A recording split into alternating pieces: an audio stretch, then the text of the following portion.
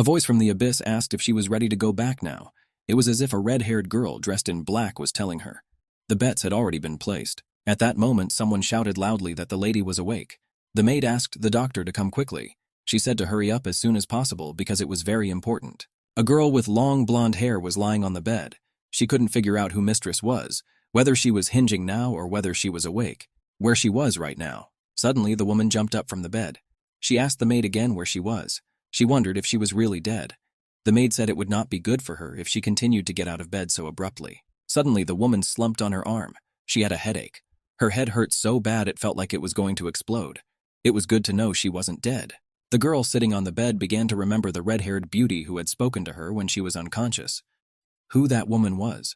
What kind of stakes she was talking about. Suddenly, the woman lowered her head and covered her face with her hair.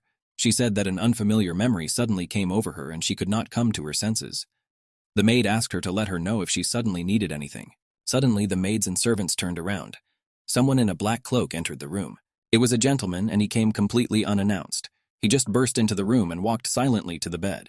One of the maids tried to tell God that Mistress was still very important. In fact, he could see it himself with the naked eye. Mistress thought she would start screaming and throwing things as soon as she saw him. But surprisingly, the mistress behaved calmly. She was silent and just stared at the black-haired man who came into her room. The woman did not realize who this man was. He was very tall and seemed huge to her, and it frightened her. She became very scared. The maid said his wife had an accident and needed to rest. Therefore, he should leave today. The man looked at his wife carefully. He said right, and that it was the same as always, no change. He turned to the woman and called her wife. He said she looked like she was going to faint. Her face was pale and her eyes were clouded. The girl was surprised. Was it really her husband in front of her? Afterwards, the gentleman said he would be away from the mansion for some time, and he ironed a lock of silver hair in his wife.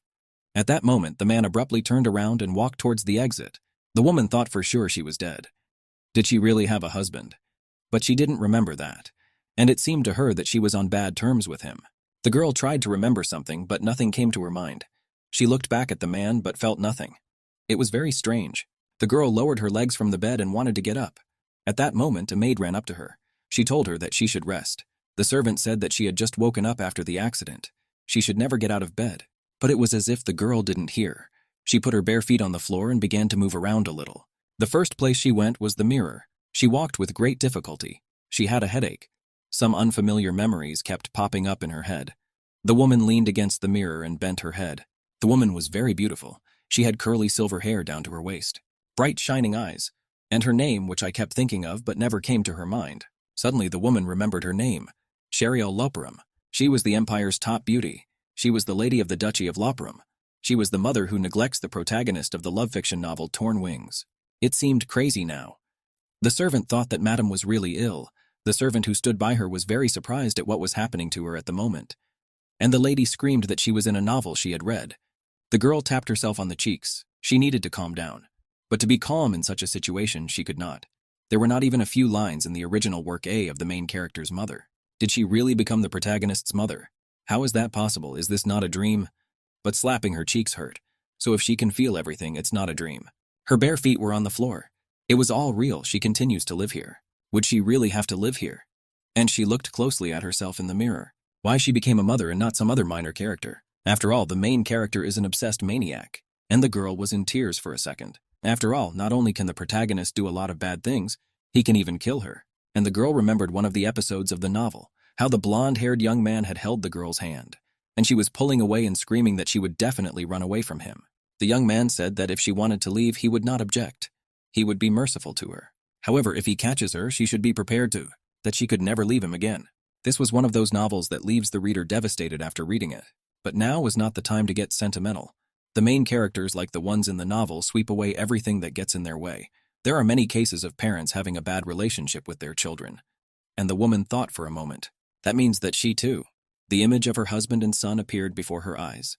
And the girl burst into tears. Her relationship with her husband is already ruined. The son is also very impulsive, who in the future will be obsessed with the protagonist so much that he will even ban her.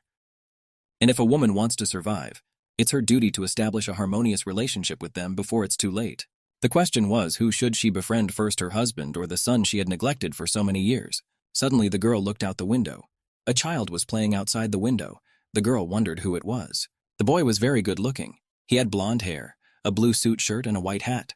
The woman admired the boys. Who's the cute one? At that second, she was horrified. Wait, if this kid is in the mansion, could that mean it's her son? Apparently it does. After all, the main character in the novel also had blonde, slightly curly hair. This cute boy is her son, who will grow up to be very rude if she doesn't try to fix it. The girl was fascinated. It was the first time she had seen the main character. Look at him. How can he be so sweet? Completely different from his cruel description in the novel. The girl got over it a little. It was all good. A cute baby was better than a scary and intimidating husband. However, and the girl thought about something for a second. At that moment, her face was happy and she was smiling. The girl wondered how they could be friends. The next day came. Mistress sat on the bed and stretched sweetly. At that moment, a maid came into the room. She told Mistress that it was morning and it was time to wake up and eat.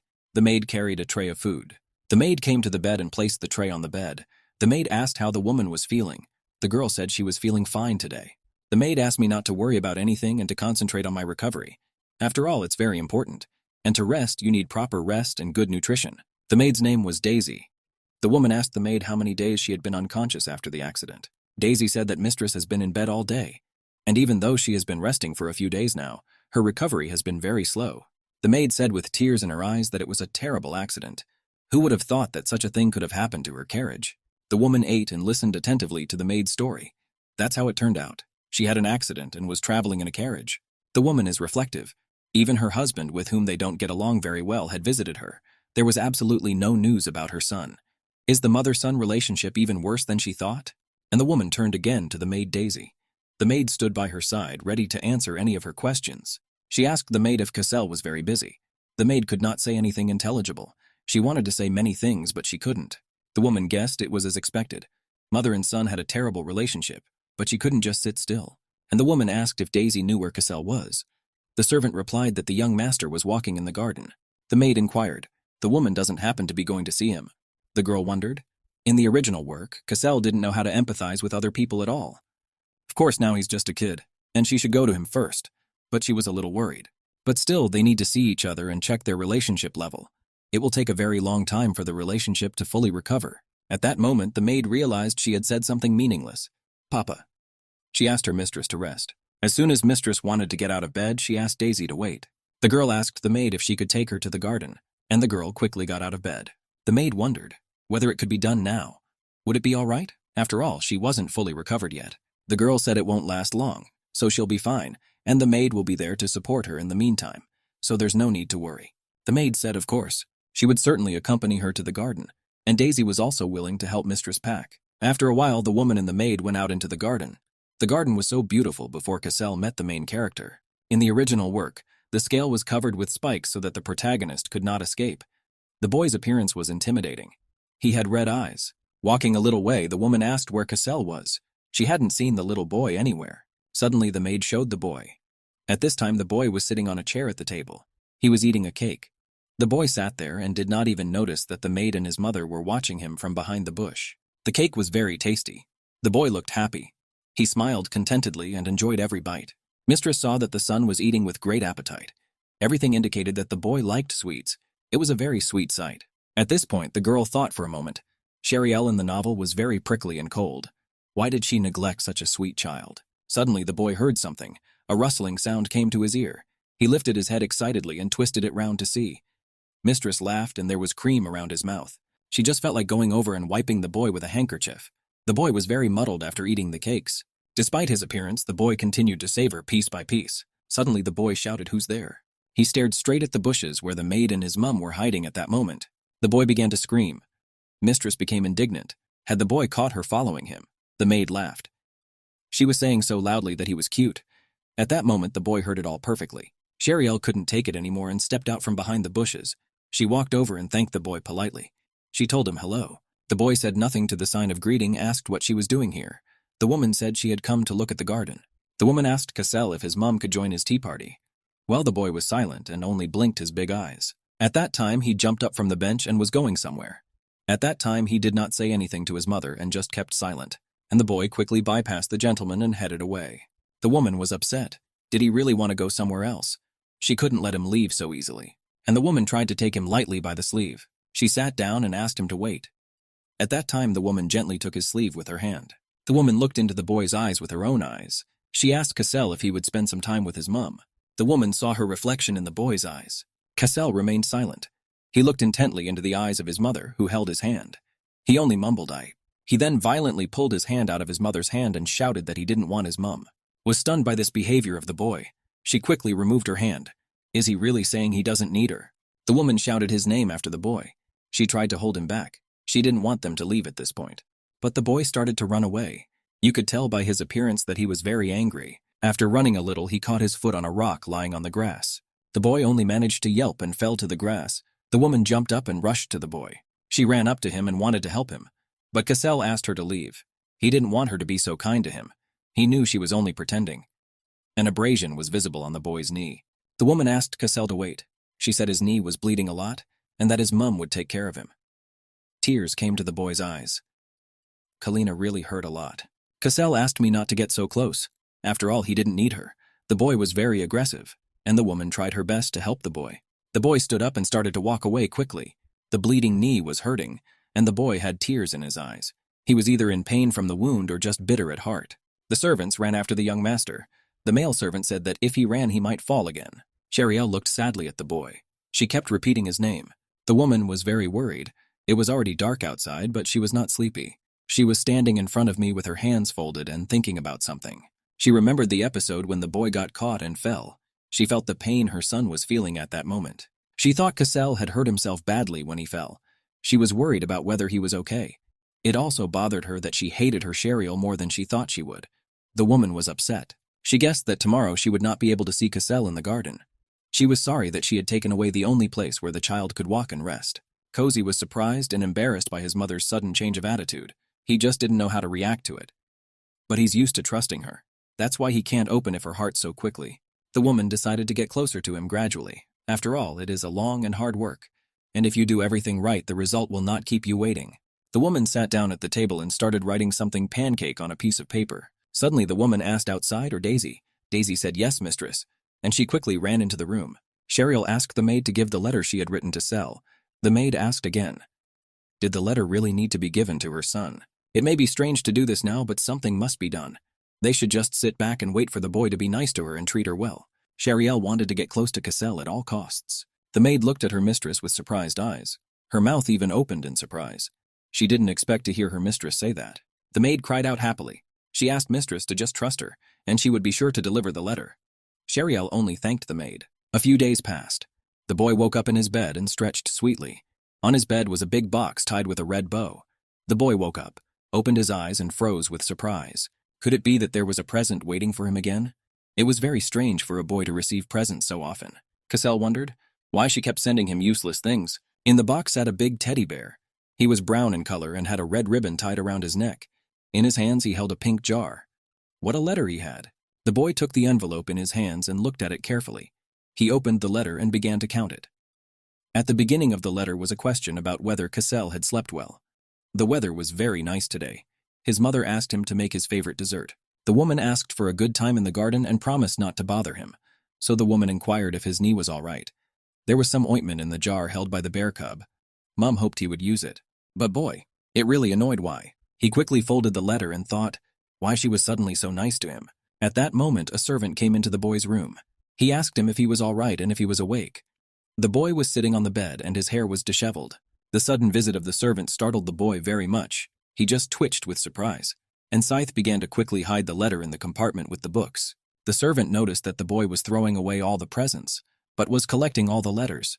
The servant told him to forgive him. He thought the boy woke up to his knocking as usual. The servant offered his help to the boy while he was changing his clothes. Cozy said he would dress himself.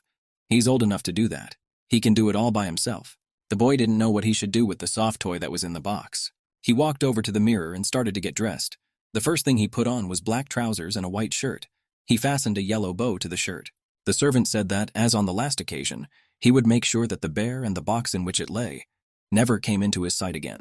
Suddenly the boy asked to wait, and he quickly ran up to the servant who was holding the box. The boy snatched the bear out of the box. He asked to throw away only the box and let the toy stay in his room. The servant laughed. I said okay. He seemed to like the boy's toy very much. Cassel said he didn't like it because it was from his mum. He would just keep the toy because he really liked the toy itself. The servant said well and promised to do with the box as he had told him so, and the boy hugged the bear quickly ran to his bed. Cassel turned and said to the servant. Before he left, the boy wanted to ask him something. Mistress was very happy. She asked to see Daisy. She was. Had Cassel sent her a reply? The woman held a small piece of paper in her hands. The maid congratulated the mistress. She wondered what it said. It was interesting not only for the maid but also for the lady herself to read what he had written. Well, as soon as mistress started reading the letter, her eyes became sad. There were only 2 lines in the letter. Let it be about her not sending him any more letters or gifts. Mistress became upset at this point. She felt she was pushing him too hard. Sheriel read the letter a few more times. It was, in principle, expected. No other reaction could have been expected in such a short period of time. Sheriel was very happy to see that only the target had very beautiful handwriting. It was amazing because he was still so young. The maid confirmed that their boy was developing beyond his years. However, Sheriel was still very happy. This was the first reply letter she had received. The maid said that the young master didn't know her that well yet, because this is the first time the mistress is interested in him. The maid leaned over and said, perhaps her words may seem self-important, but she was very happy as this was the first time she had seen mistress have a smile on her face since she came here. The woman was surprised. Is this really the first time the maid has ever seen her smile? Does she mean to say that she has never laughed once? Come to think of it, everyone the woman had seen in this duchy had the same sullen expressions. It was about her husband, as well as the servants who surrounded them, like they were worried that something might happen to her, and Sheriel looked thoughtfully into her cup. After a moment's reflection, the lady realized that she couldn't remember anything at all about the duchy. And that was very strange. Sheriel thought about asking this information about Daisy. It was as if the maid sensed that mistress wanted to ask her something. She looked at mistress with a questioning look. Sheriel decided to take her time. She needed to focus on the Cassel first. If she approached him again, would he mind? The maid said, of course. Maybe she should go see the young master after all. Sheriel asked if she could go to this child. What if he pushed her away again and got hurt? What would she do now? Sheriel didn't even know where Cassel was right now. The maid asked what she was talking about. Everyone in the mansion knows that lately the gentleman has been spending most of his time in the garden. It is his favorite place where he likes to walk and relax. He doesn't like to go anywhere else. Sheriel wondered if Cassel was in the garden. She had told him she wouldn't bother him again, and the maid seemed to insist that mistress should go quickly. She was ready to help Madame get ready quickly. The maid was sure that the young master was eager to see her too. Sheriel was in high spirits. Could it really be true? And she quickly headed for the garden. The garden was warm, sunny, and peaceful, except that Madame was worried about whether it would really be all right. Or is it better not to take this step at all? Sheriel wondered what she should say first when they met. Suddenly the woman gasped. Cassel was sitting on a bench near the table in the garden. He was really here. Such a sweet and handsome boy.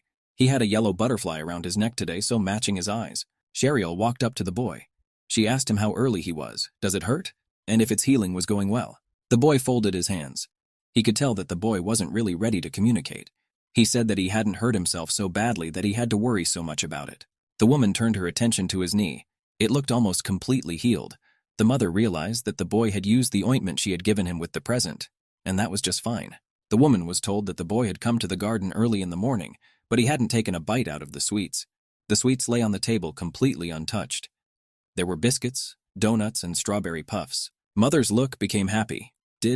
And Sheriel asked the boy wasn't waiting for her by any chance? Maybe that's why he didn't give everyone a bite. The boy folded his arms and was silent for a while. Then he said, of course not.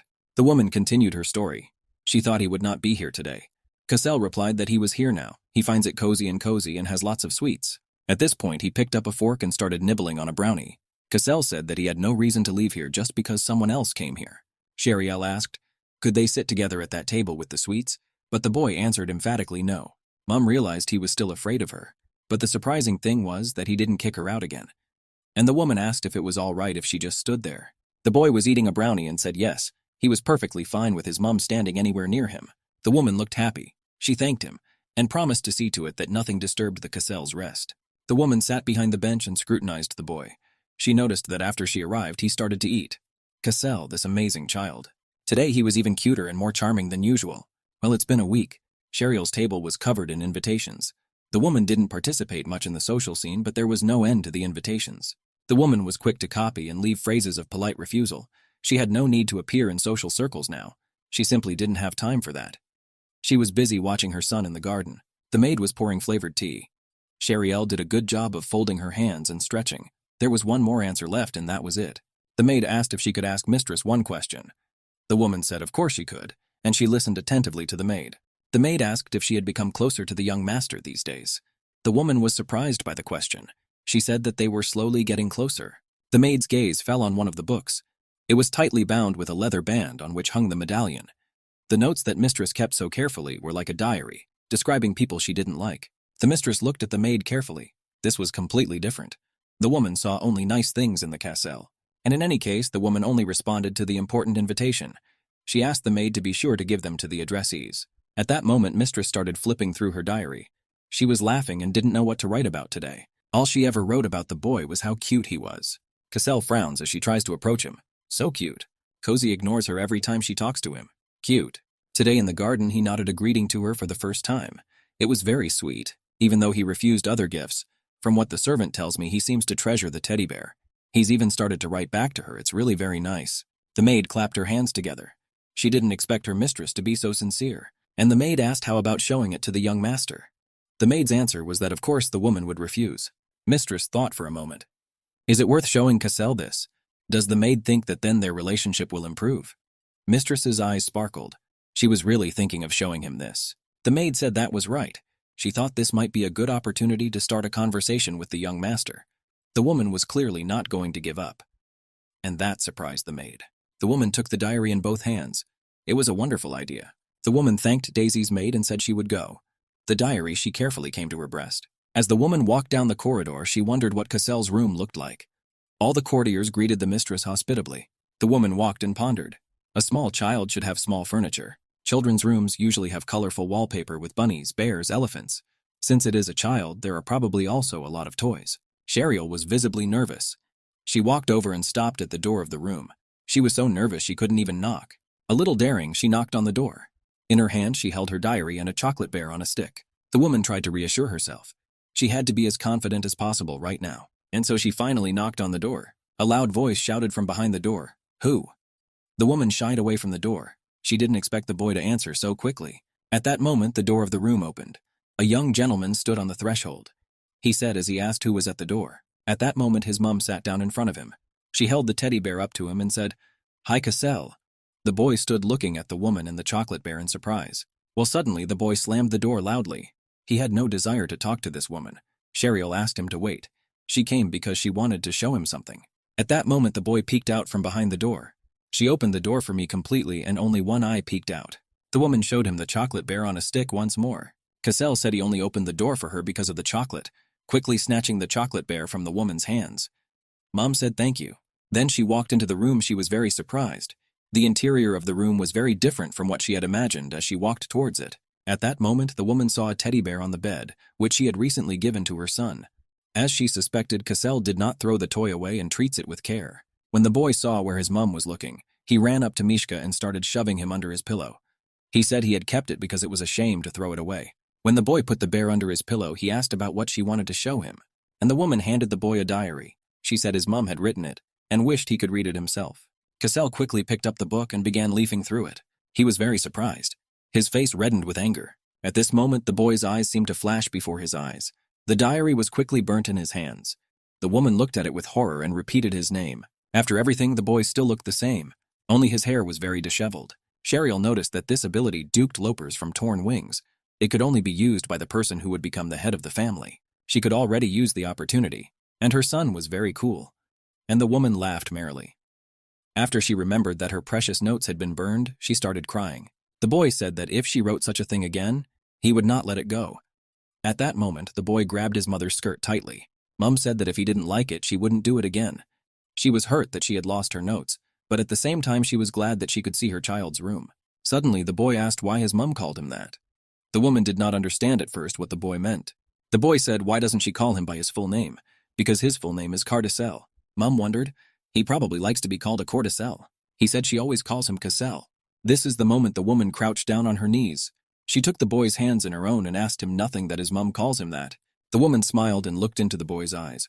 When she sat down, their eyes were on the same level. Such a gentle and naive child. She didn't want to see him hurt other people and take the main character away in a dungeon. If Cassel is loved and learns to love himself, his future will change. And it was her role as his mother to take on that role.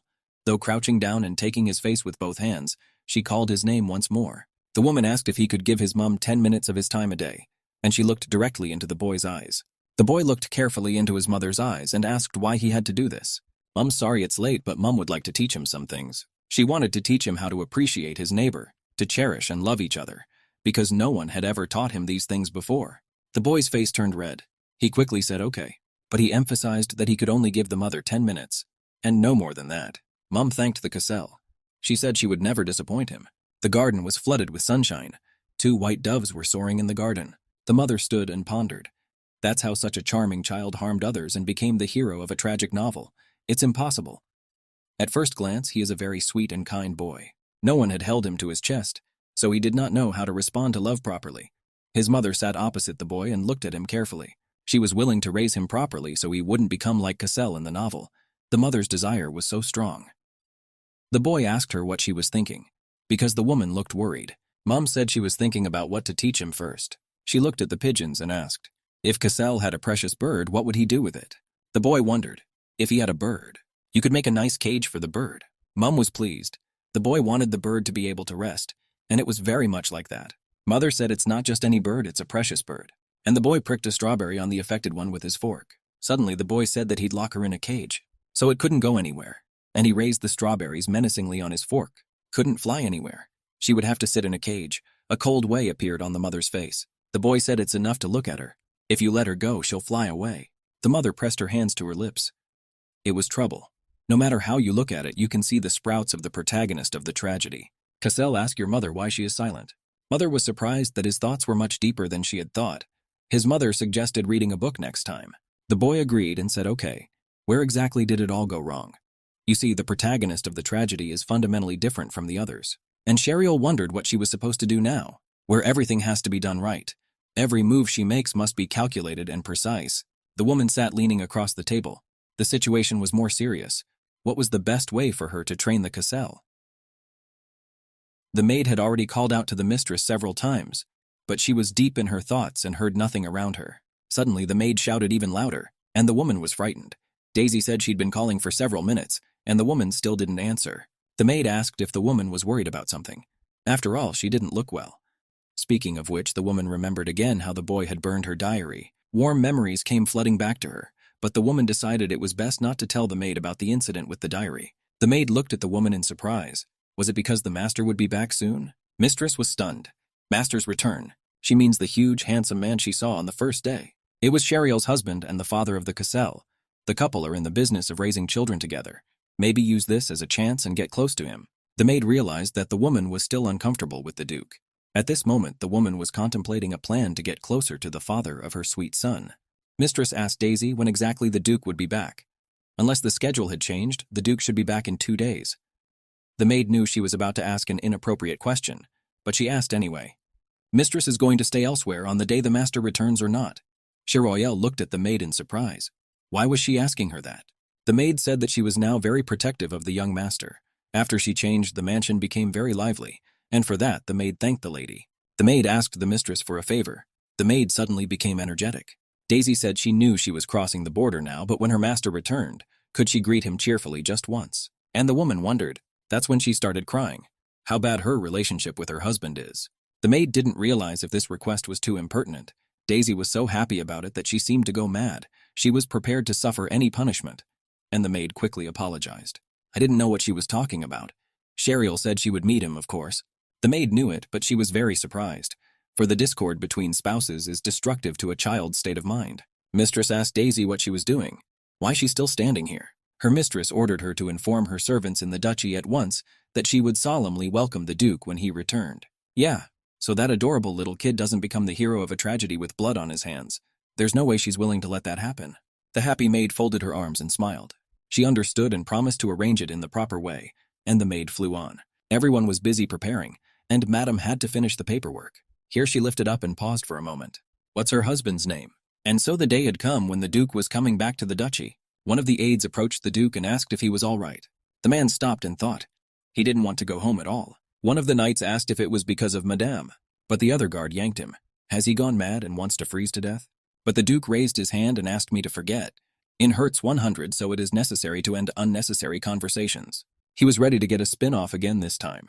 He questioned whether she was in the mansion. At this point, the Duke was a little surprised. All the maids lined up in front of the entrance and congratulated him on his return.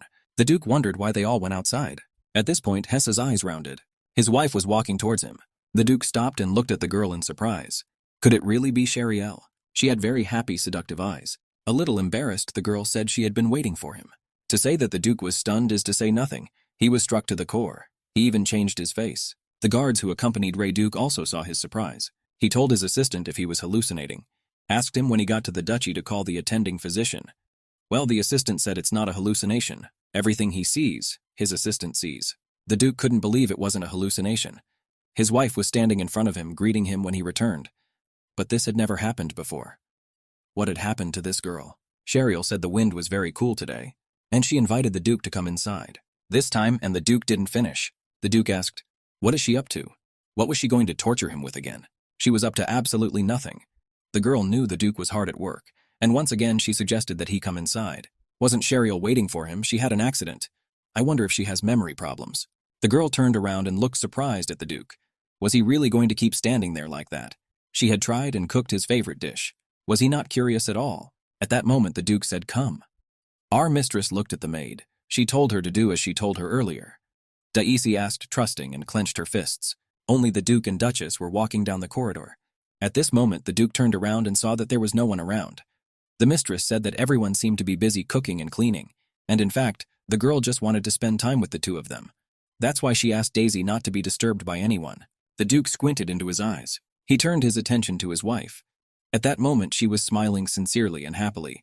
Did she really know how to smile like that?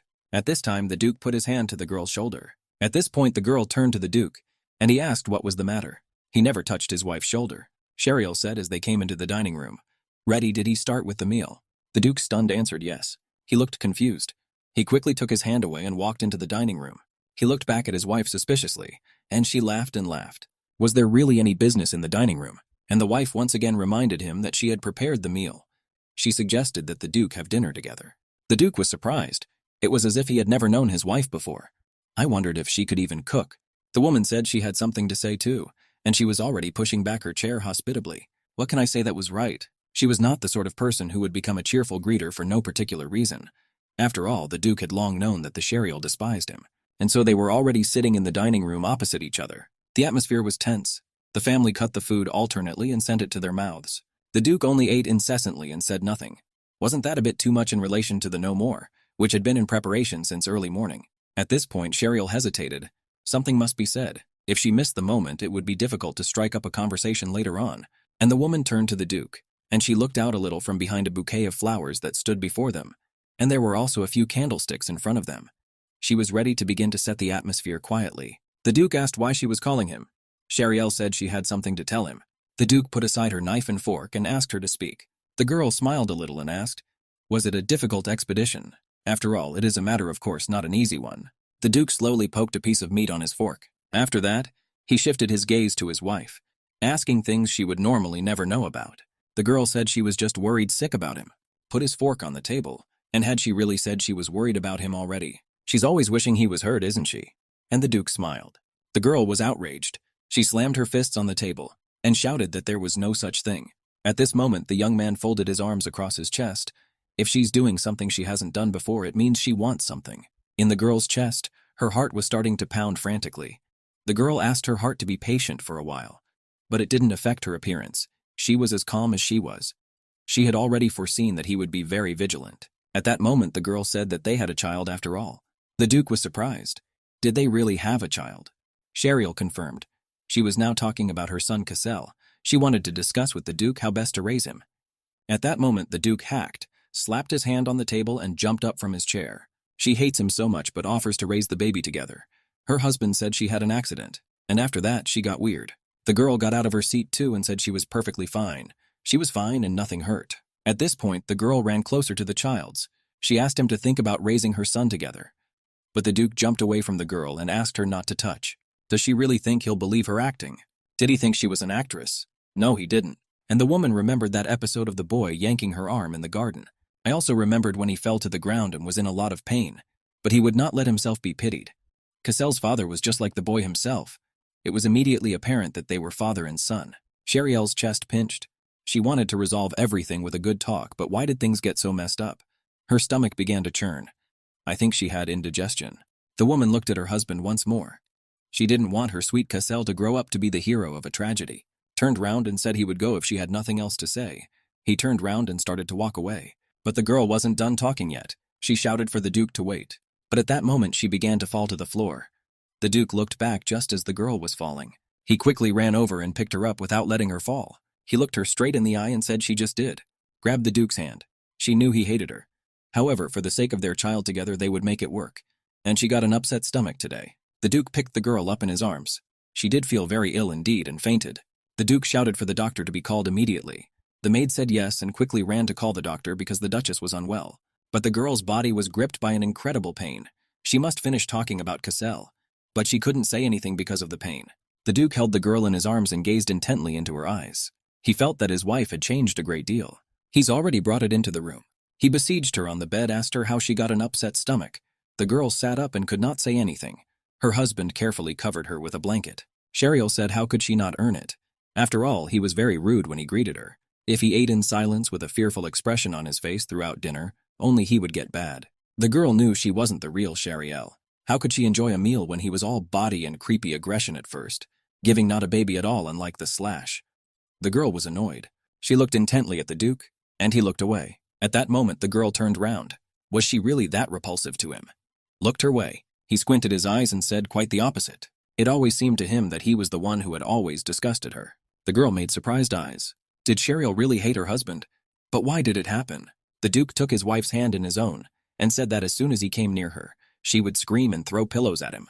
But now she was acting like a person who had no memory of it at all.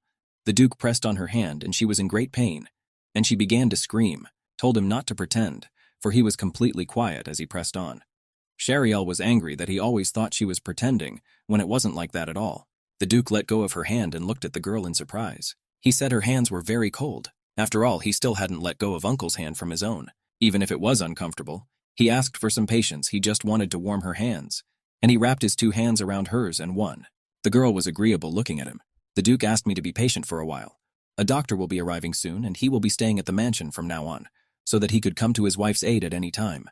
And now the maids were coming into the room with the doctor. I think she asked if Mum was all right. He was ready to see her now. The Duke rejoiced. I thought he said the doctor would be here soon. The Duke asked his wife for a good rest. He turned round and walked away. The Duchess asked her to listen and wait for a while, but the doctor held her and told her she shouldn't move suddenly. Sheriel was frustrated. They had never had a proper conversation after all. At this time she bowed her head. She was upset because their conversation had failed. Sheriel was frustrated. Men were very hard to deal with here, and it wasn't just humans. Even the male cats hissed when she tried to play with them. The woman asked them to come to her because she had delicious beef, but the male cat sat there and turned away. The next day came. The Duchess woke up from her bed. She was still as heavy as ever. Liv was still spinning. The woman wanted to create a harmonious family for Cassel's sake. She wanted to find some special way to get along with her husband. The plan to have a nice meal together had failed. She didn't even want to try anything again. The girl collapsed onto her pillow. It would be nice if she had some good idea. Suddenly there was a knock at the door. The girl wondered who it could be. After all, she had asked Daisy to tell her not to let anyone enter her room. And if it's someone Daisy can't stop. The girl wondered if it could be her husband, the Duke. Or maybe Cassel came to check on her. No matter how much she thought about it, it was one of those two. The girl rejoiced. What if it really was Cassel? The girl went to the door and asked Cassel if it was Cassel. The door opened and a boy stood outside the door. He handed her a chocolate bear on a stick. His eyes were sad. The boy was silent. He just held out the teddy bear silently to his mum. The woman was over the moon. It was indeed her sweet baby Cassel. The boy silently handed Mishka to his mum. He had heard from the maids that she had an upset stomach. Did he come here alone because his mum was ill? It was cute, too cute and adorable. The boy asked the woman to take the candy faster, and if she ate it, at least her mood would improve. For a while he kept turning away and did not look his mum in the eyes. The woman took Mishka and held him gently against her. She thanked the boy. Thank you so much for thinking of his mum. At this point, the boy became angry. He said he didn't come here to hear those words. The maid told him not to stay long. Sheriel knew all that, but Mum wanted to say a big thank you to him. Na was very glad that her slants had come to her, and she gently stroked the boy's disheveled head. The boy looked at his mum attentively. He didn't pull away or run away, he just looked confused. No one had ever treated him like that. He just stood there looking at his mother. Sheriel wondered. Why was he looking at her like that? Had she made some kind of mistake? At this moment it was as if a thunderstorm was coming for the mother. At this moment flowers bloomed in the boy's soul. He was happy even though he didn't show it. And his mother told him thank you. At that moment the woman quickly removed her hand. She asked if it was okay if she touched his hair. The boy quickly touched his hair and told him not to do that next time. The mother apologized and said sorry. She promised not to do it again. Cassel also said, if it is so difficult for her, and then it is not necessary to force herself, and it is necessary to eat more with her father. The woman was very surprised by these words. Turns out he's also worried about her. The boy was furious. It wasn't like that at all, that's what he wanted to tell me. Shariel wondered how he could be such a nice doctor, but she would still try harder. If she got used to it, it would only get easier from here on out. The boy looked at his mother carefully. Was it more important than him? Shariel said yes. Since Cassel's father and her husband did too, her mind was spinning that she didn't want to eat with this frightening man either. It was all about the boy. Cassel asked if his father was more important to her than he was. Shariel said there is nothing more important than her Cassel. Would she really be spending time with her father now? The thought made the boy furious. He said it was the same at lunchtime, only he was kicked out then. The boy turned round and started to run away. Shariel tried to stop him and shouted his name, and the woman didn't want to believe it, that he had misunderstood and thought it all wrong. That he had been left out was completely wrong. The woman gently pressed Mishka to her chest. She said Cassel was the most important thing to Mum. She caught up with him and grabbed him in her arms. The boy didn't believe it. He asked if it was true. The woman said she would rather spend time with other people, and this was the most precious time for her. She continued to hug the boy, and at that moment it was very pleasant for him to feel his mother's care and love. The boy's voice was completely indifferent. Maybe she was wrong. That was right. Cassel didn't like her very much yet, but she hadn't expected any other attitude in such a short period of time. Mum stopped hugging the boy and let him go. At that moment he turned round and rushed to embrace her. The woman was stunned. She had not expected such a turn of events. She looked at her son with surprised eyes. Could it really be Cassel? Had he really changed so much? The boy only stared at his mother with his mouth open in surprise. His eyes were very sad and funny at the same time. He was happy that he could hold his mum, and for the first time he shyly and tremblingly said the word mum. After that, the boy quickly fell silent and looked away. He gave her another hug and told her to go back to bed. After all, when someone is sick, they need a good rest to recover quickly and gain strength. But first she has to eat the chocolate he brought her to put her in a good mood. Will Mum do as he asked? The woman hugged the boy tightly and he hugged his mum. She would do just as her son said. A few days passed. She stood in front of the mirror and made herself up. She was holding a box tied with a blue ribbon. Shariel was worried about whether the Cassel would like it. The maid said of course she would. After all, she had made it with love. The maid was sure that the young master would like it even more if he knew that she had personally prepared it for him. After all, Mom had gone to great lengths to prepare something delicious for her son. The cooks offered their help, but she declined. Shariel thought it would be nice if the cassoulet liked it and was to her liking. After all, she had tried hard and wanted to please her son. I passed in the garden of the duchy. The mother's maid came to the table and most often spent time with the little boy. The mother said a polite hello to Cassel. The boy looked at his mum carefully and asked how she was feeling, whether she had recovered. Mum said thanks to her son worrying about her. That's how quickly she got better. She thanked the crutch for his time today. The boy promised. That's why he couldn't not come. After all, a promise must be kept. Mum was happy. She was so proud of him for keeping his promise to his mum. Madame asked Daisy to help her. The maid approached with a smile. There was a pie in the box, and the maid quickly began to slice it. Shariel said she made it especially for the Cassel, and the woman asked if her son would try one bite. The boy looked in surprise at the culinary masterpiece that lay in the box. It was a pecan pie. The boy's eyes became surprised. The boy looked and realized that the pie would have to be eaten with a fork, like adults. But he really wanted to eat it with his hands. Mum thought in her mind that she had tried hard to cook it, and she wondered if her son would try it. The maid said Madame had been hard at work preparing it since morning, and she asked me to please try it. The boy took the pie in his hands. He quickly brought it to his mouth and took a bite. He squinted into his eyes with pleasure. He took a quick bite and started chewing on it, and made noises that he liked it very much. Mum asked the boy how it tasted. The boy said it wasn't tasty at all. Tears came from the mother's eyes, but she was happy that he had at least tried. The woman's mind reeled with thoughts. She should have added more sugar. Was the dough not quite ready? What was the problem? The mother lowered her head. She told her to forgive her. She thought it didn't come out well because it was the first time she had cooked it. At that moment the boy made surprised eyes. He didn't know that she had cooked it herself. As soon as he heard it, his mother heard that he didn't like the pie at all. She didn't know if he would like it because she had never cooked it before. At this point, the boy slowly placed the pie on the edge of his plate.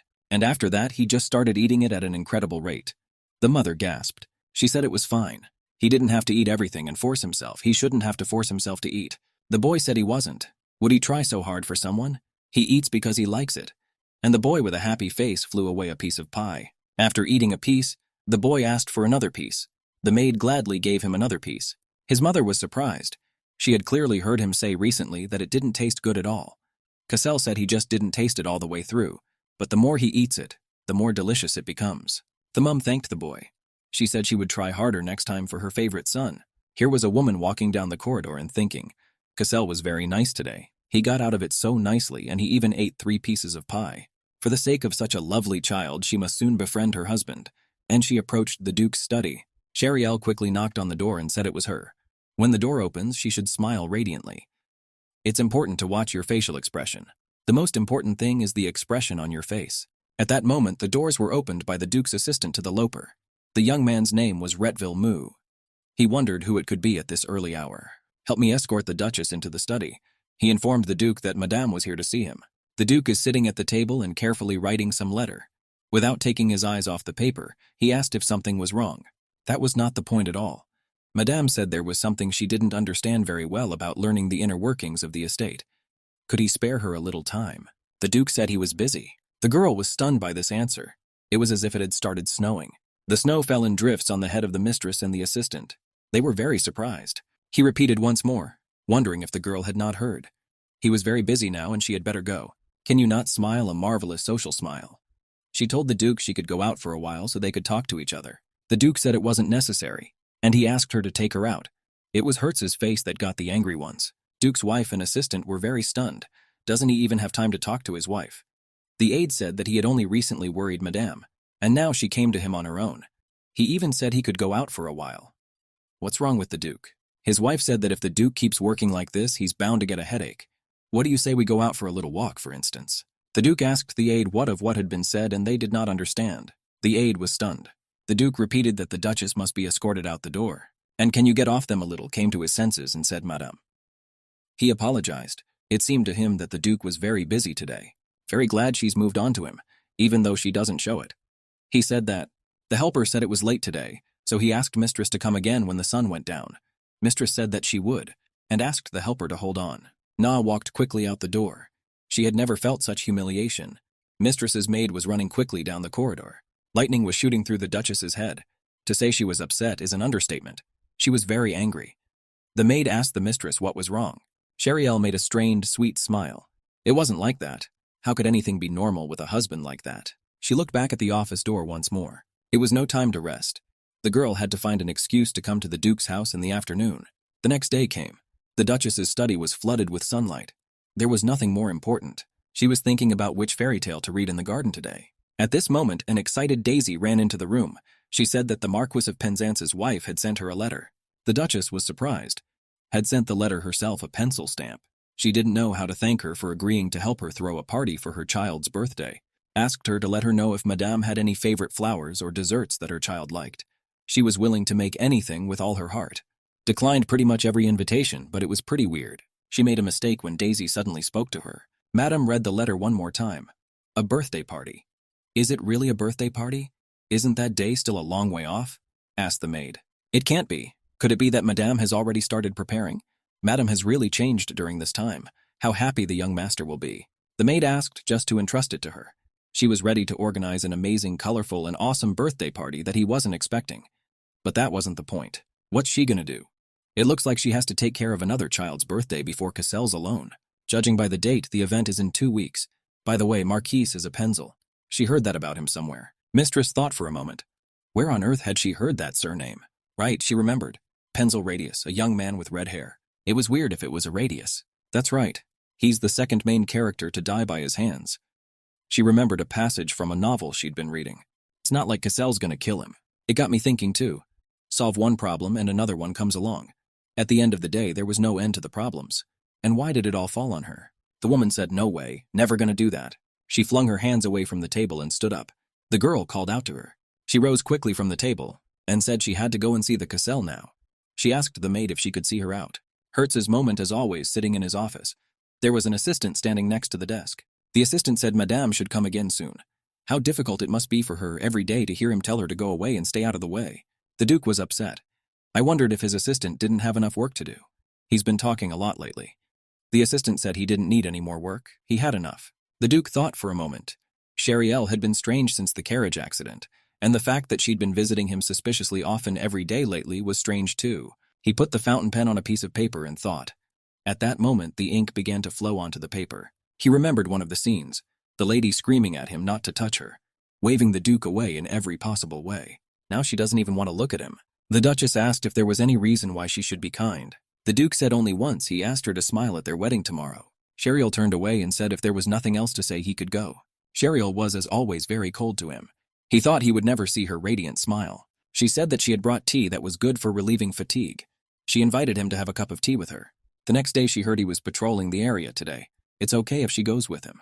The chef's baked good was delicious. She asked him to rest a little and talk to her. She was looking for 1,000 ways to spend time with the Duke. She kept repeating his name. I sat there thinking, maybe his wife would come today and smile at him. There was a false hope I couldn't give up. At this time, an assistant came in and called out to the Duke.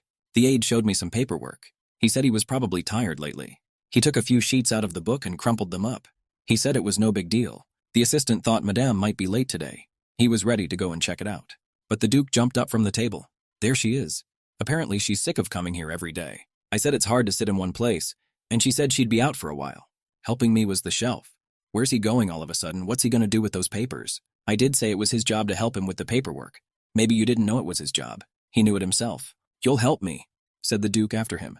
If he suddenly goes in search of Madame, she has been going to the garden a lot lately. The Duke thought his aides were talking rubbish, but even if they ran into each other, he'll tell her in advance not to come, and then the assistant won't have to chase her away today. The aide waved his hand cheerfully.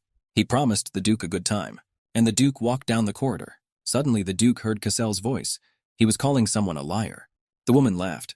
Why, her slant is called her mum, and he said that every day she goes to her father first. After all, she said herself that he was the most important to her. Does she really enjoy spending time with her father that much? Hart heard this conversation and froze in place. He wanted to hear the continuation. Sheriel tried to explain something to her son. She knelt down in front of him. The Duke was indignant. Had it come to the point where he was now standing there eavesdropping on the conversation? He himself did not realize what he was doing now. There was only one thought in the Duke's mind. Sheriel. Considering that she came to him all the time, now his heart. Mum replied that she liked being with the Cassel the best. Herzog was surprised to hear this. The boy folded his arms and said his mum was lying again. He didn't trust her. Sheriel gently took the boy's hand, told him it wasn't pouring at all. She's here to ask if Cassel would like to go with her to the Marquis of Penzel. Cassel wondered for a moment whether he should go to the Marquis of Penzel. The Marquis said yes. Marquis's son, who is the same age as Cassel, birthday party, and the woman asked if the boy wanted to go along with his mum.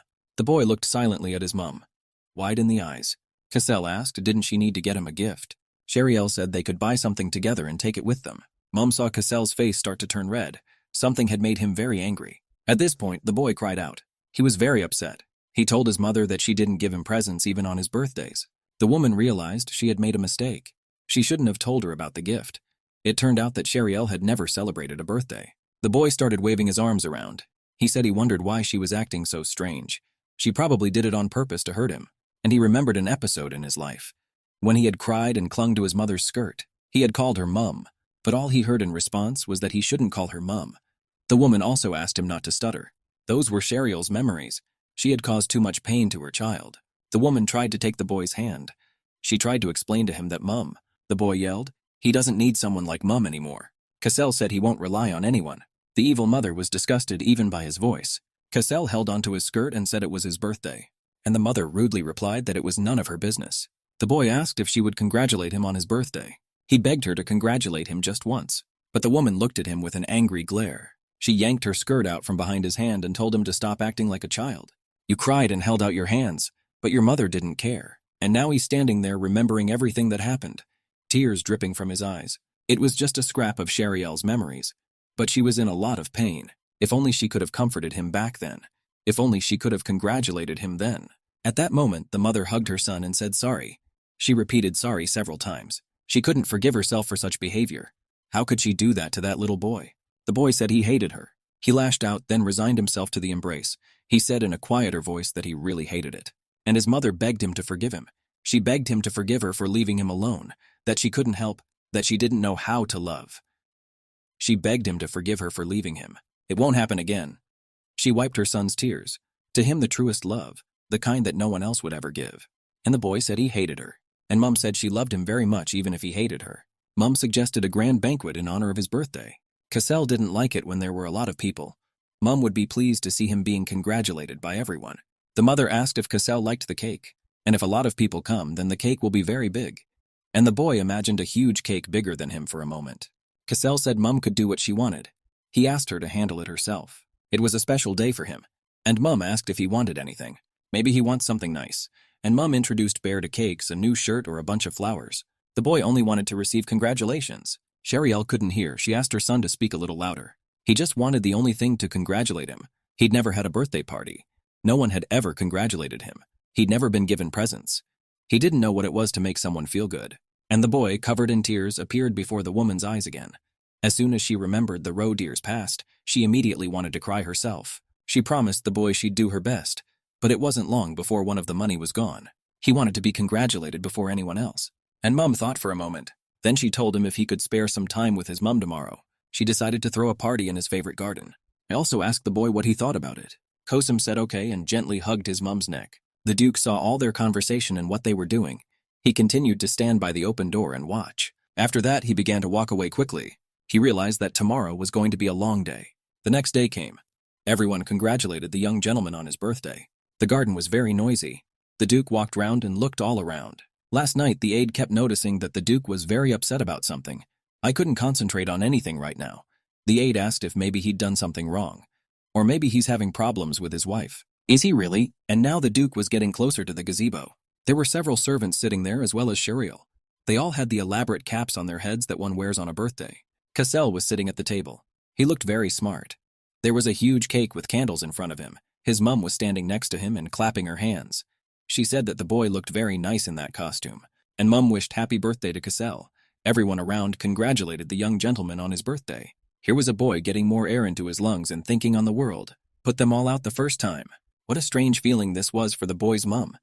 And she looked round. It felt as if the Duke was looking at her.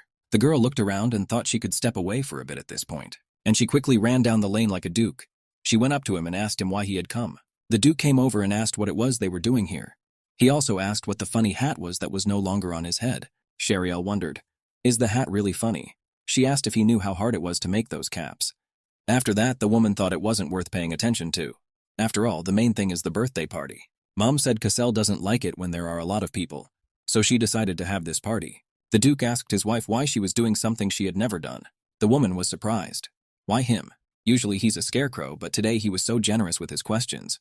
The woman said she's doing it because Cassel's so cute. And she? The Duke asked. Didn't she leave him to the nanny because she was disgusted to even touch him? Sheriel said that it was all very strange. After all, the boy is so sweet and energetic, unlike the Duke. Though the woman occasionally saw Sheriel's memories, the emotions she was feeling, she didn't feel. She really did communicate like a different person. Now it didn't seem to Duke that she was pretending. The woman said all this because she's changed, which means they need to raise their son together. The Duke said son she calls by name. Remains a Duke. He smiled. I wonder if she even remembers his name. The woman didn't really know the Duke's name. Sheriel was a little confused. What was the Duke's name? She'd asked Margot about it, but she'd forgotten because she'd never used it. But it's obvious, isn't it? Well, what's his name? But the Duke stood his ground. He asked for his name. He looked intently into his wife's eyes. The girl was a little upset by this. She looked at the Duke in surprise. The Duke wouldn't calm down. What's the problem? Why can't she say his name? Had she forgotten to do? The girl hesitated for a moment. She had 1,000 names running through her head. She'd forgotten which one he had. After a few minutes, Sheriel smiled and said Kian's name. The Duke was surprised. He was simply amazed. She had actually said his name, only it was his shortened name. It was said with such tenderness and love. The woman laughed and said she liked the shortened version of his name better, Kian. Sheriel asked the Duke if he liked the name. The Duke turned away quickly. The color flooded his face. Sheriel had completely forgotten what his full name sounded like. She just didn't remember it, so she had to make it up. It seemed to work. Leaned on his arm. He wondered. She was usually the one who put up the barriers in their relationship. So why all of a sudden this was happening? Sheriel looked at her husband with wide-open eyes. She had a very kind look in her eyes and a radiant smile. And Hertz kept thinking, had she really changed? If it continues like this, The Duke didn't finish. Sheriel asked the Duke if we didn't like her calling him that after all. The Duke said she could call him whatever she wanted. He quickly turned away. He wasn't done with his work yet, so he needed to leave now. And he walked briskly towards the house. At that moment, Cassel was walking down the path. The Duchess was glad it had worked. Suddenly, someone grabbed her by the hem of her dress. She looked round and saw her son Cassel standing beside her. He looked at his mother carefully and asked what she had said to his father. The woman wondered. What had she said to him? She didn't tell him anything. They just talked. Or else you can't talk to a Cassel's father. Shariel guessed maybe her son wanted his dad to congratulate him too. How could she have missed it? She realized too late. The woman crouched down in front of her son and held his hands. She asked him to forgive her. The woman said that Dad was just angry that Mom hadn't invited him to the party. Cassel's face was serious. He listened silently and attentively to every word his mother said. Actually, Dad came to wish him a happy birthday. He's so busy he could only come for a minute. And Mummy gently took the boy by the counters. He began to pull away a little, for the conversation was about Daddy again. Shariel said the party was still going on, but it was as if the boy hadn't heard. The woman asked me to tell you what she wanted to hear. The boy took his mother's hand with his little fingers. He quickly pulled Mum's hand and told her they had made a cake. He really wanted his mum to look at the creation. Shariel was surprised to hear the word we. What was she to do when he was so nice? And the maid asked the gentleman to try it, because this cake was even better than usual. This cake was made from ingredients personally selected by the mistress. As the cake was very appetizing looking, it was a strawberry puff. Mum laughed. She said she didn't bake it herself, of course, but she'd chosen the ingredients carefully, and next time she promised, but she didn't have time to finish. The boy looked at his mum and asked if she would congratulate him. He held a large strawberry on his fork. That was really nice. Shariel was just stunned, and she didn't expect the boy to behave like that. The woman crouched down to her son and grabbed his face with her hands. She said of course she would never forget his birthday, because it was the day her dear little son was born. The woman said that this party, which took place today, was like compensation for all the missed times, and when the boy has a real birthday, the party will be even more fun and colorful. And she looked intently into his big eyes. This moment, Cassel smiled. He asked again if Mom had promised him that she would do it. He also continued to hold a strawberry on his fork. The woman was surprised again. Suddenly a kind of sadness came over her. It was the memories coming back to her again. He wanted his mum to at least take a look. Even if it wasn't sincere, he wanted a little bit of her. Shariel's chest pinched very hard. She didn't understand who he was saying it to. Tears came to her eyes. Apparently he was saying it to his mother, his previous mother, who had been very cold and cruel. Suddenly the boy turned to his mum. He asked her why she was crying. Shariel came to her senses and said she was fine. She said she was fine. He shouldn't be afraid. The woman also wiped her eyes with a handkerchief. She said it was just tears of happiness. The woman didn't know how much longer she would lie to him. She mentally apologized to him. At this point, Cassel said, he had heard that sweets make you feel better. The boy said that today's cake was very tasty. He asked if she wanted to taste it and handed her a piece on a fork. The mum quickly ate the piece offered by her son, and the boy watched her reaction, whether he liked the cake or not. She smiled and said it was delicious. She thanked her son for forgetting. There was a crumb left on her cheek, which the boy wiped gently with his finger. Cassel asked his mum for another bite. How wonderful it was. All the maids froze with delight. Shariel felt kind of weird. Could it be that this feeling came from those memories? It shouldn't be so hard for her when she's happy. It's been a couple of days. Shariel sat in her office, filling out paperwork. A maid stood beside her, pouring flavored tea. Shariel stretched her arms up and stretched. She breathed a sigh of relief. After all, she had just finished doing her job. The maid said thank you for her hard work. The maid asked the Duchess if she would go to the Lord now. The woman said she would, but it would not be now. Cassel was sitting in the library. He was just reading an interesting book. Without taking his eyes off the book, he asked his mother why she had come. He also said that he didn't talk to people who didn't keep their promises. Mum was so sorry.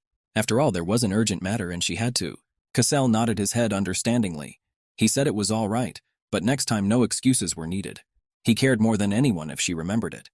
And the boy repeated loudly once more, slamming the book shut, that he was more important to her than anyone else. Mum ran up to the boy and hugged him. She said of course he was more important to Mum than anyone else in the world. The Duke and his assistant were in the office with surprised faces. Shariel said that she had been informed that the Duke was busy today. The girl said she brought tea, carried it where she could put it.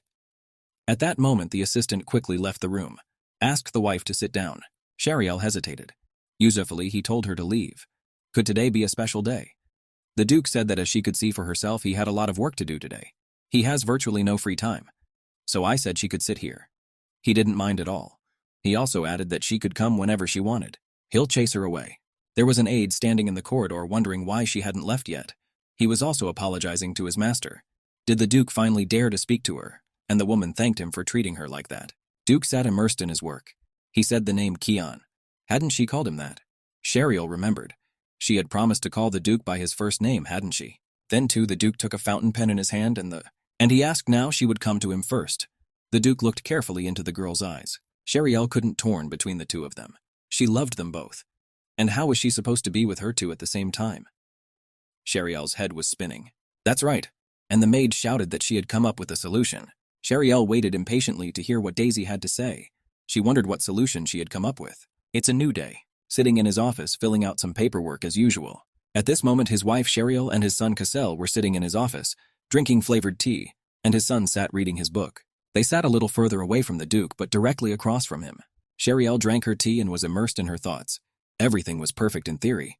What had suddenly gone wrong? The maid asked the girl if the lady wanted to get close to the young master and the Duke at the same time. Yes, that's exactly what she wanted. But no thought crossed her mind. The maid suggested that Sheriel meet them all together. They would both definitely enjoy it. A terrible memory came over Sheriel. Meeting in the dining hall was not a good idea. Daisy suggested perhaps a tea party would be appropriate. She's been going to the Duke's a lot lately. Here was the perfect opportunity to take the young gentleman with her. It was a brilliant idea. It could be done. When she goes to the Duke's office alone, she always feels awkward. Well, if she goes there with Cassel, that would be fun. Sheriel couldn't take it anymore. She wanted to stop being silent. She looked at her son carefully. He continued reading his interesting book. A moment the boy tore his gaze away from the book and asked, "Does Mummy need anything?" Duke repeated the same phrase. Whether she needed anything. But Sheriel didn't need anything. She was very pleased that they were interested. And Mom laughed out loud. After that, she called her husband not Duke, but Keon. The Duke had a surprised look on his face. He seemed to really like that shorthand. Well, she gave it to him a little hard. And the woman repeated his name one more time. But now she called out to Cassel. She gently touched his shoulders and looked into the book he was reading. The boy wondered again if Mom had something to say to him. Why didn't she say anything? She could feel the sinister aura of the Duke at this moment. Well, now she'd better concentrate on her son Cassel. Mom asked her son if he remembered that in a few days he would be going to a birthday party with her. The boy said of course he remembers. He's looking forward to this trip. And he asked again if it was just him and his mom. That's right. These words seemed to fly into the Duke's ear.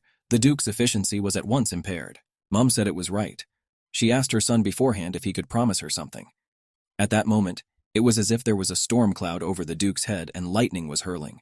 The boy asked what he needed to promise. He quickly put the book aside and looked at his mother carefully. The current Cassels are unlikely to harm the Radius, but it's better to be sure, of course. Mom said that this birthday party they were going to was for a boy his age. She really wanted them to get along. Cassel inquired. It really is so necessary. Mom asked if he had forgotten what she had taught him. Cassel said he remembers everything perfectly. She remembers everything Mom said. Cassel remembered. Said that when he met someone he shouldn't ignore or be rude just because he didn't like that person. She said smarty pants and patted the boy on the head. The boy said it was obvious enough. Mom just wanted her son Cassel to make friends and have fun with them. Sheriel asked if he could promise her that, and she put up to the boy in her outstretched little finger. The boy looked at her hand in surprise. After that, he took his thumb on her finger. Cassel said he might as well not say anything. He already knew that. Mom asked how her boy could be so obedient. At this time, Sheriel looked at Keon carefully, as a stack of papers flew up over his desk.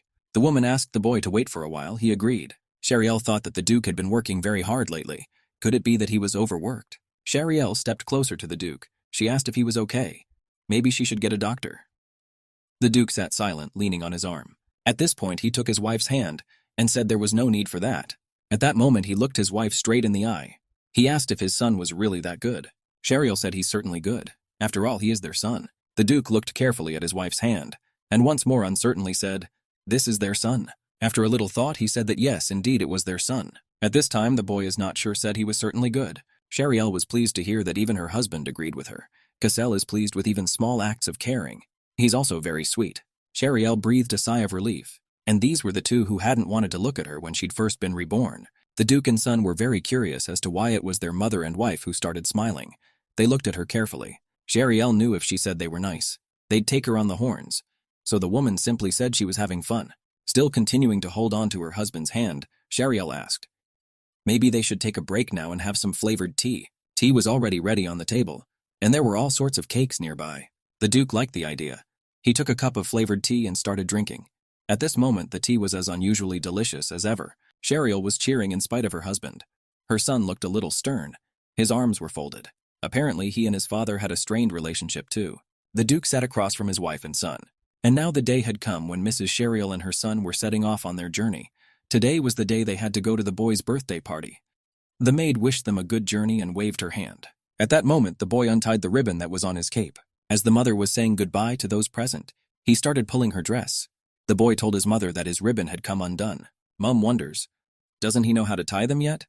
Well, the boy didn't say anything intelligible. Mom said it's fine, and she'd be happy to help him too. She bent down and quickly tied the ribbon on the cape. Everything was ready. At that moment, the Duke approached. He asked if his wife and son were already on their way. Sheriel happily turned to the Duke. She was very glad to see him. After all, he wasn't going to go had she got something wrong. His wife asked if he wanted to wish her and her son good luck before they left. Duke coughed and said, "He just needs to go to the main headquarters. That's why he went outside." These words really upset his aide. He wondered Herzog would ever be honest with himself. Cassel demanded that the mother was on her way to the carriage, and the lady looked at the Duke and wished him a pleasant journey. At this time, the Duke's assistant asked if she could wait a little while. That was a big coincidence. Looks like they're going the same way. And the deputy suggested they all ride together in the same carriage. Cassel was adamantly opposed. He said no. There's no way he's going with his father. The Duke didn't mind at all. He probably didn't want to go with them himself. Lightning flashed between the Duke and his son. They did not want to travel together in the same carriage. Sheriel wanted to lighten the mood a little. She said that the Duke would probably be uncomfortable in such a small carriage. Cassel ran up and said it was just like that. The Duke would be uncomfortable in their carriage. He wanted him to go in another. The Duke said there was no need. He had enough room and moved closer. Sheriel noticed that the son and his father were acting strangely today. I wonder why. With a little thought, the woman realized. Kian wants to get to know Cassel better, which is why he insists on traveling together. And the mother imagined the father tenderly embracing his son. The other one is just shy. Kian was trying very hard, so his wife decided to help him. She held up her index finger and said, "Okay." Sheriel said she would have a separate carriage prepared for her so they would ride together. In the eyes of the Duke and Cassel read amazement. Suddenly, the boy stepped into the carriage and slammed the door loudly behind him. He said he was fine on his own. Sheriel was dumbfounded by this behavior. Suddenly, Duke said he remembered that he still had things to do. He quickly turned around and started to walk away. Sheriel realized that she was wrong about something. The woman couldn't leave the slant alone, so she went with him. Mom said that Cassel was having his first dinner party tonight. She asked him if he was nervous, but the boy kept his cool. He said he hardly ever gets nervous. If his mom is with him, there is nothing to be afraid of at all. Sheriel hoped he had already calmed down, but the boy was most likely still angry. Sheriel wondered what else to tell her. Suddenly she thought of something and said, someone had told her that the Marquise of Penzance served very tasty desserts. Cassel was interested in that sentence. Do they really serve delicious desserts there? Mom had hit the mark. She knew it would liven him up. Mom asked him because he likes walnut cakes, so she asked their chef to make it for the Cassel. The boy's eyes became rounded. He began to smile. Would there really be a walnut cake for the celebration? And the boy breathed a sigh of relief. At that moment he laughed. He said to his mom, did she really think that since he was still a baby, he could be lured by food? That's not what she meant at all. She just wanted to cheer him up. Mom wanted to make his favorite cake, because she had failed last time. The boy protested. He said it was the other way round. That cake his mom had made was very tasty. Mom knew the boy was lying, of course, and she coughed. She remembers only when he found out that it was his mom who made the cake he ate it all. And Mom laughed merrily. The boy didn't understand why she was laughing. I wondered if there had been something funny that time. Mom apologized for the umpteenth time and said all because he was too nice. Cassel said he would have behaved well without it. Sheriel thanked her son. She also hoped he would make friends with someone. The carriage was now pulling up to the Penzel estate. The servants were already outside. Many people had already gathered at the celebration. One of the people present said that a very unusual carriage was now arriving at the estate. It seemed as if the Duchess of Loper had arrived. At that time, the door of the carriage opened and Cassel came out. The servants bowed and said, "Welcome." The boy turned round and politely gave his mum his hand. He asked to take his hand so that his mum could go down the stairs safely. Mum was very surprised by this act. She did not expect this from her son. Mum waved a smile and thanked her son again. She said that with such a gallant companion she felt like a queen. The mother quickly took her son by the hand and descended from the carriage. The boy was a true gentleman. At this time, the man politely invited the guests to go into the garden. As the boy approached the table, he noticed that there was a very large cake on the table. The boy also noticed that his cake was bigger, and he was very proud of it. Mum noticed that Cassel was trying very nicely to hide his interest. At this time, the birthday boy's mum walked up. She said hello and greeted the Duchess of Loperan. The woman was wearing a gorgeous blue dress. She also had big blue eyes. She didn't expect the Duchess of Laperan to come. The woman thanked her for accepting the invitation. Cheryl thanked Mrs. Penzel for coming. At that moment, Mrs. Penzel saw a boy hiding behind the Duchess. She realized that the woman had come with her son and was very happy about it. Mrs. Penzel said her son Radius has no friends among his peers. She would really like him to make friends with someone. Cheryl said that Cassel might look displeased, but he was actually very happy to be here. And she gently stroked the boy's head. Cassel's mom thought they would get along. Cheryl said she would like to meet her son too. The Duchess was sure he was very nice. The Duchess asked if he had inherited his mother's intelligence and kindness. Mrs. Penzel asked her not to be embarrassed. Mrs. Penzel said they had put up projectors so the guests could see the sweetest moments with Roddy. Cheryl was surprised that there was such a thing today too. Cheryl was looking forward to it. After all, if she had a camera, she would be able to capture so many cute expressions on the Cassel's face. Cheryl wondered to the Marquise where such a sphere could be purchased. Suddenly, flame appeared at the Duchess's shoulder. The Marquise of Penzel said that some strange fire appeared near the Duchess. It frightened Cheryl very much. She did not understand what it was. It was at this time that she turned her attention to Cassel. A light was appearing on his arm. Apparently, he was reproducing it himself. He looked at his mother and said that she would not take it off. Cheryl decided if Cassel didn't want to be filmed, I'd have to memorize all the faces. He really was a very sweet boy. At this point, Marquise Penzel said that the party was for the children after all, and their mothers were sitting separately. Would she like to join all the mothers? Cassel looked at his mum and asked if she would go to the table where the mums sit. Cheryl said not to be afraid, as they would not be apart for long. Mum asked her to promise her that the boy would behave. At this time, one of the servants said that the master needed to follow him. He was ready to take him to the other children. And the mum stood and saw the boy off with a look. The Marquise of Penzel noticed that the Duchess was worried about her son, indeed worried about him, as this was his first introduction to a peer. She doesn't really go to these events much anymore. The Marquise Penzel hoped that she would see her more often now. After all, such meetings were a good opportunity to talk about the children. Cheryl thanked her and said she would think about it. The table for the mums was a little further away. Someone said the Duchess of Opera had arrived. The Marquise of Penzel asked everyone to say hello. A red-haired woman sat in one of the chairs. She only hummed. Could it really be the Duchess of Loperum? Almost everyone had heard of her, but no one had ever seen her. When the Duchess sat down at the table, the Marquise offered her a taste of the wonderful biscuits their chef was baking. The Duchess thanked the Marquise and said that the biscuits were really delicious. Next time they come, she'll be sure to ask for more. The Duchess said thank you. She promised to invite the Marquise and her son to her son's birthday party. While the Duchess and the Marquise were making pleasantries, Mummy watched their conversation intently. Suddenly, she put the cup on the saucer, she said. Since everything was in place, she had one question she wanted to ask. The woman said she had recently got herself a dog. The Duchess wondered why the conversation at the table was now about a dog. What was it about? The woman continued that keeping animals is not cheap. But what to do with dogs that do not obey their owners? The woman glanced at the Duchess of Lopers. She asked her what she had to say about it. Mrs. Laperum wondered, would she really be the one who would have to answer that question? As if she hadn't heard, she interjected about what the woman had said. The Duchess smiled a little. If the dog doesn't obey, you should probably train him better. One of the girls joined the conversation. She asked why. Does it make sense to keep naughty pets? Another mum joined in and said that it was better to throw the pet out on the street. A discussion ensued. Doesn't a doggy cost a lot of money? She doesn't know her place, but it looks pretty good. And one of the women laughed. The red-haired woman agreed. Of course, the dog should be more obedient. She seems to think she knows now. Had she forgotten why she had been sold? The Duchess wondered. Someone replied that her master is a foreigner. Maybe it's, he doesn't know. What's the point of talking? They were her dogs talking. At this time, the Duchess of Loperum thought they were talking about me. They also mentioned the owner, and the image of Kian surfaced in the woman's mind. The Duchess wondered, is the ocean a foreigner? She made a surprised face. At the same time, she remained calm. The red-haired woman thanked that Mrs. Laperum had shared her opinion. She also added that her dog is quite stupid, but she will try to train her. The Countess looked scornfully at the woman. What does she allow herself? At this time, everyone at the table began to laugh. Only the Marquise of Penzel had a surprised face. Cheryl thought about it.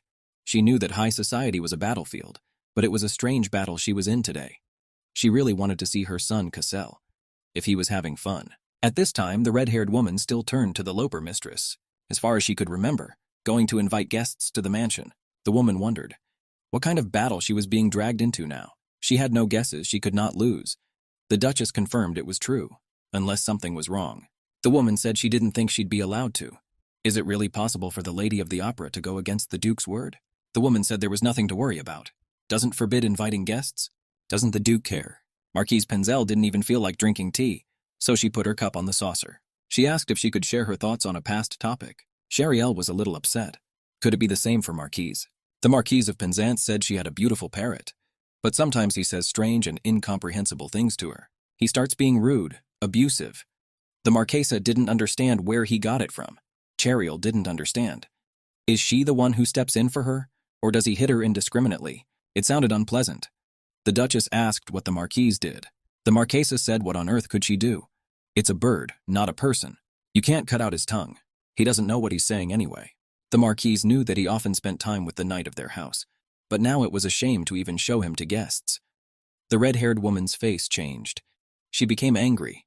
Marquise Penza said that rudeness and boorishness simply must be avoided in the future. The red-haired woman's face became very angry. She quickly jumped up from her seat, shouted that she had forgotten to do something, and quickly left the table. The other two ladies also said that it was time for them to go back, as it was getting quite late.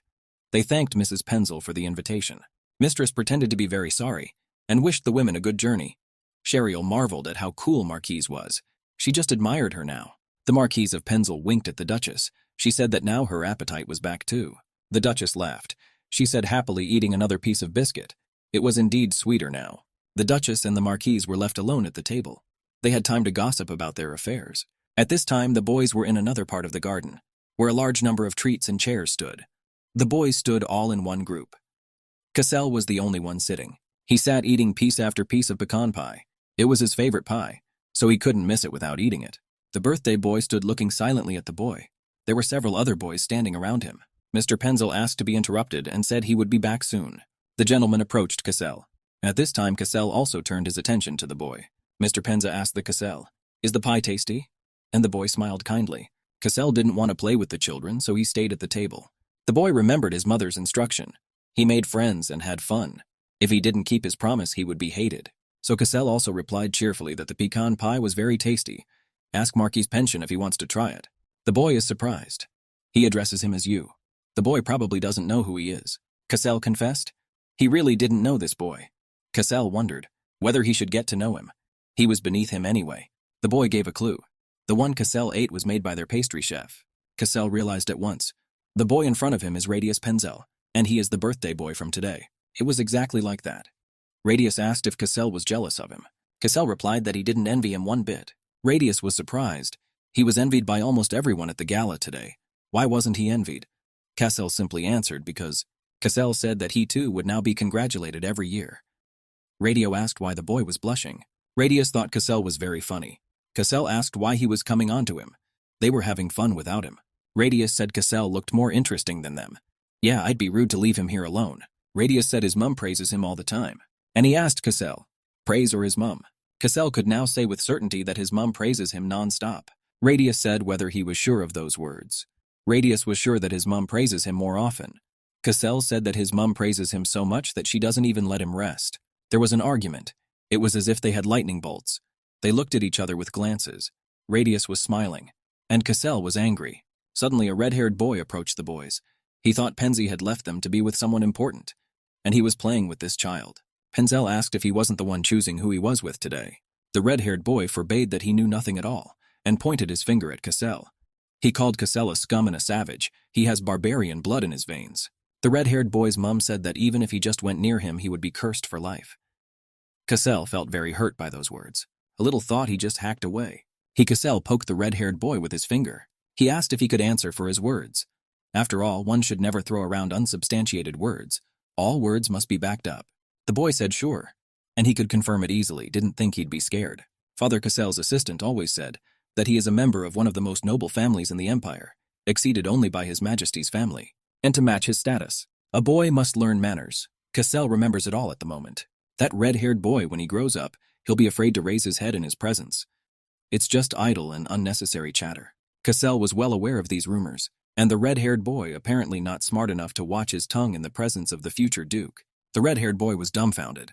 The Marquis of Penzel asked Cassel what he was going to do. The boy said he shouldn't have mentioned his father's title. He wasn't going to do anything anyway. Penzel asked if being known to her wasn't shameful. Cassel simply promised his mum that he would get on with the kids at the birthday party. Penzel decided to tell Cassel something. His mother used to say that bullying your friends because of rumors is very bad. It's really, really bad. Cassel partially agreed with the boy. At that moment, the red-haired woman called out for her son. The red-haired boy's name was Varen. His mother beckoned him over to her and told him they were leaving right away. The boy shouted to his mom and started to approach the woman.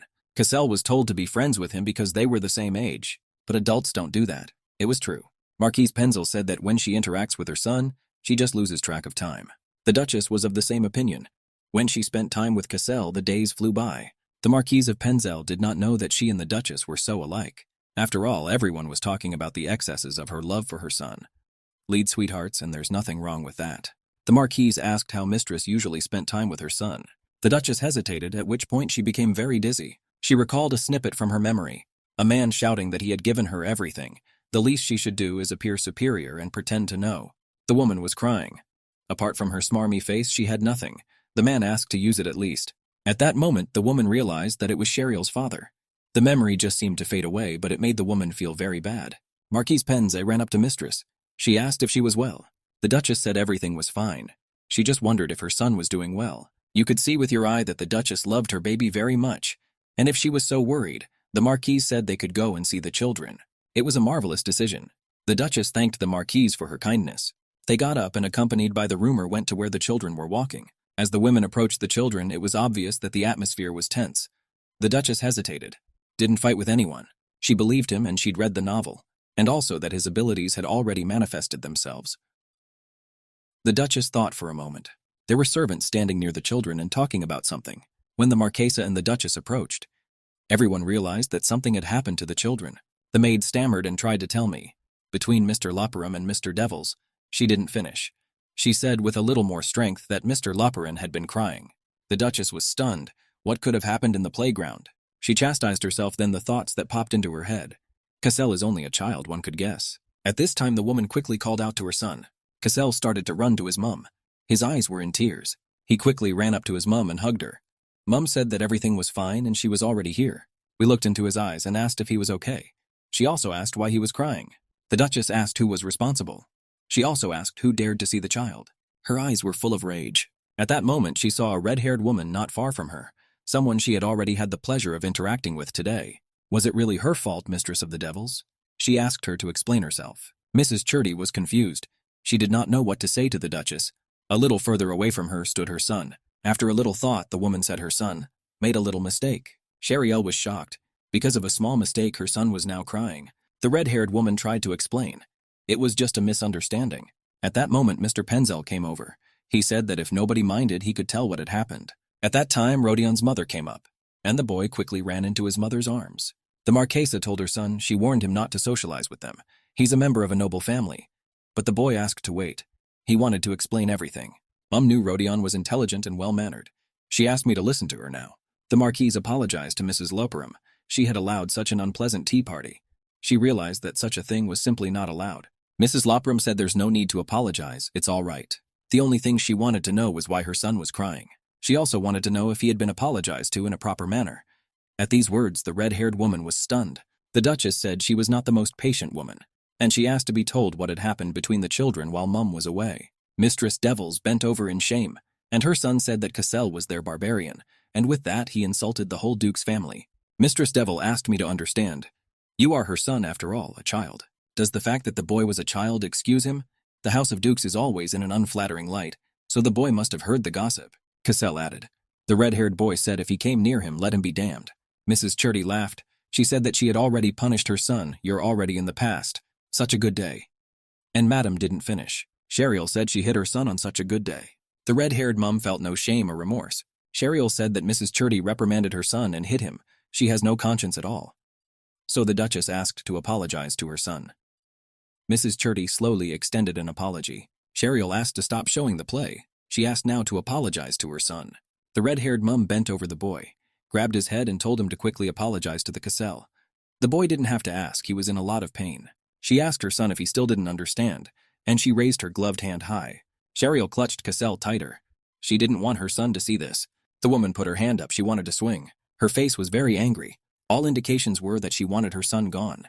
At that moment, she decided to take off. The woman quickly grabbed the boy's arm. She told him that the Duchess was angry with them, and asked him to apologize quickly. The boy pitifully said sorry. Tears were flowing from his eyes. We should also add that he did not want to say that. The red-haired woman apologized for her son's behavior. She couldn't believe who he'd heard such things from. And she held out her hand to the Cassel. But the Duchess of Laparan shouted her hands away. Quickly, she covered the boy with her own and pulled away. Did she really want to touch Cassel with those hands that struck her child? Sheriel was ready to personally tell her husband everything about the incident. Mistress Devils saw Mistress Operas to wait. The boy cried and hid behind his mum's skirt. Sheriel turned her attention to the red-haired boy. She wondered why she was acting like this to him. It wasn't his fault at all. Children are not toys, they are also people, who feel, take offense, love, make mistakes, and that's okay. The Duchess said there was no forgiveness for such things, and she held her son tighter to her, hugged the boy tightly and told him it was necessary to go home. Sheriel decided, upon her return, the first thing she would do was go to Keanu. It wasn't just an insult to her husband, it was an insult to their entire family. The day was clear and sunny. The Duchess and her son were returning home. The boy was sitting on his mother's lap. Gently, she stroked his hair with her hand. The strength to forgive her. Mum didn't want to leave so abruptly. Cassel looked at his mother carefully. He said it was no big deal. The boy said he kept his promise. He behaved himself and did not fight with anyone. He said again that he had kept his promise. He grasped his mum's hand tightly. He said he kept his promise, so he asked me not to leave him. The mother clutched the boy tightly to her. Why did he ever think she would leave him? After all, she had never said that. It was probably the boy's greatest fear. He said it had always been like this. His mum didn't love him and left him all the time. She left him. Sheriel understood why the boy was afraid. It hadn't been 2 months since they'd reconciled. The woman didn't understand one thing. Why Sheriel was so cold to her son. Always when he said something like that, her heart developed into tiny shards, as if he were really her son and not the protagonist of a novel she'd read. Mum asked her son if he was lonely. She asked her to forgive her. She promises to always be there for him. The boy couldn't calm down and said, okay. Reconciled to his mother. The boy said he hates it when adults lie, so she asked him to restrain her with things. Sheriel that there was no need for her to lie to Russell. After a little thought, the boy said that he kept his promise. And he asked if there was anything else. There would be little else to ask of him. His mum looked up. She thought for a moment, and started going over in her head what more she could ask of her son. Mum was silent for a long time, so everything, and decided she didn't want to ask anything of him. But suddenly Mum said that she wanted to ask him for something after all. So he did the right thing and was being very brave. So the mum promised her son to fulfill one wish of his. Cassel looked at his mum in surprise. Could it really be that Mum would grant his every wish? A little thought, the boy said. His wish is for his mum to read him a bedtime story. Mum wondered. Was her son's only wish really a bedtime story? But the boy really wanted it. The boy said that this boy boasted that his mummy read him a story every night. Sheriel, as I immediately realized who Cassel was talking about. What kind of boy Mum reads bedtime stories to? Turns out there was a radius with this boy. Cassel said he made friends with him. Sheriel couldn't believe her ears. Her son had befriended the radius. That's great. It sounded wonderful. Mum asked that next time and would really like to meet a radius boy too. Mum promised to prepare a place where they could play in peace. Sometimes the boy would be able to come to Cassel's house for a visit, and sometimes the Braids would go to visit them. But Cassel really wanted to go out with him. Although if there was walnut cake present during the meeting, he was perfectly fine with it. Mum laughed. Since he is asking for and really likes this cake, she will definitely ask to make this cake especially for her son. And now they were approaching the duchy. The journey took no time at all. Cassel was the first to get out of the carriage. He gallantly offered his mother his hand. When they came out, they headed for the house. Mum said the sun was already setting, and it had been a very hard day. But don't despair, because soon it will be summer. Mum asked her son if he wanted to go boating when it was warmer. Cassel asked who he would be boating with. If he is going to sail with his mum, he is fine with that. Sheriel said they would go swimming as a family, Mum, Dad, and son, and she asked what Cassel thought about it. It sounded like a lot of fun. The boy said it didn't sound like much fun. Sheriel wouldn't stop. She insisted that it would be more fun if they didn't all go together. She also added that Daddy loved him just as much as Mummy did. The boy said if Mum promises never to leave him, he's fine with it, even if his dad attends them outings too. Sheriel thanked her son. Mum said she would definitely do her best for her son. She would do her best to make the walk fun, and also that the whole family had a lot of positive emotions. Sheriel was sitting on the bed. At that moment, the maid brought her tea. The girl couldn't help thinking what Lady Devil had meant at that dinner, why she had started talking about dogs. Maybe Sheriel was forced to marry Kian. Why would they even call him a barbarian? Why did she leave Cassel alone? Why had Kian said she hated him? There were many unanswered questions. What was surprising was that it was as if the rules of etiquette and social norms had been with her from the beginning, as soon as she was here. But she didn't understand anything about her family. Something was wrong. One must be sure to remember what she had forgotten after the accident. Suddenly Mistress called for the maid Margot. Quickly she came up. She was holding tea in her hands. Sheriel asked in the Empire. Are there any rumors about foreigners? Only Mistress asked that question. The tea tray fell out of the maid's hands. Everything fell to the floor and shattered. Shariel didn't understand why the maid had such a reaction. She stood as if she were afraid of something, or the question was too sudden. The maid asked why she was suddenly interested. Probably something in the family was wrong, or... The maid apologized if in any way she had offended the mistress. Shariel said everything's fine, just in a meeting with the Marquise of Penzel, something unpleasant, and the Duchess can't understand it or explain it. There's probably a lot of things she doesn't remember. Countess Devil's son said that Cassel has savage blood, and that if her son came near Cassel he would be cursed. The maid wailed. That boy is so uneducated. How could he say such a thing? And for me to even have a child hear it. The maid asked if Mistress had asked her about it just because of that. In fact, her memory is still coming back from that accident. She doesn't remember a lot of things. That's why she asked. Mistress thought that the maid would at least have some way of clearing that up for her. So that's why she liked the young master. Shariel cried out in no uncertain terms. It's not like she thinks that when her memories come back to her, they'll be like before. The maid looked at her mistress in surprise. Shariel said she loves Cassel. There is no child in the world kinder and lovelier than he is. The maid said she understood her very well, but she asked her not to tell the Duke about her problem. Shariel didn't understand why she couldn't talk to the Duke about it. The maid didn't know what exactly had happened between them, but there must be a reason for this memory loss. She's changed a lot since the accident. If the Duke finds out she's become so kind because she can't remember anything, the Duke might become withdrawn and his feelings might cool. When Mistress Memories returns, he won't have to feel pain once again seeing her emotionless. Shariel thought, doesn't he hate her? The maid said to think about it, and if it were as she says, he wouldn't have spent a huge amount of money on their wedding. Did the Duke spend a huge amount of money on their wedding? The maid said it was all to reignite the plans of the nobility of her fading house. The Lord had proposed to her. Did Keon really do it? Yes, he really wished he had. Mistress thought for a moment. So, the maid said, about the situation with the Duchess of Surrey. She will contact the Marquis of Penn and find out the details. And after that, she will tell the master. Shariel asked if she should handle it. Why burden the maids with her own problems? The maid said the master would be sure to notice. After all, she was always squeamish when she spoke to me about foreigners. It would be strange if she suddenly took an interest in them, and also insist on punishing the Duchess of Surrey. Did Shariel have some negative experience with foreigners? The maid said not to worry. It was the lady who insulted the only heir and the entire duchy. She will not go unpunished. Mistress thanked Margot, asked to be notified of what would happen to Countess Surrey and her family. The maid said well. She shook the mistress good rest. Night has fallen, but Shariel couldn't sleep. She sat on the bed and thought. I was curious to know what would happen to Countess Surrey and her family. A husband who at first glance avoids her but actually cares. It was all very strange. Shariel's family loved her. Why then was she so rude? She asked Shariel what the reason was, but the answer never entered her head. A week passed. Mistress sat in her office. She was very hot. She sat herself with her hand. The maid ran and offered Mistress a drink of ice water. It's good to remove thirst and it won't be so hot. The maid said she had good news. Does Mistress want to hear it? Shariel wondered. Good news was certainly good news.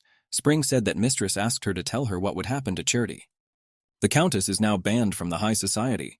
She is no longer a Countess, and they can no longer attend any meetings. Shariel was stunned. What had she just said? In what way? The maid bent closer to her mistress. She told her in confidence that the investigation had revealed that the Countess was having an affair with a knight of her house. I can't believe it's true. Mrs. Penza said the same thing. What's more, it turned out that her son wasn't even the Earl's son. She had been thrown out of the house penniless. Now Shariel understood. But she didn't want to be punished so harshly. But I guess that's the effect of their karma. Shariel wondered where Cassel was. Could it be that he is in the library today as well? The maid said that's right. It's getting hotter and hotter, so he'll be out in the garden less often. That's what I really wanted to see slanted. A woman asked me to prepare a brand of cold desserts. She wanted to surprise her son.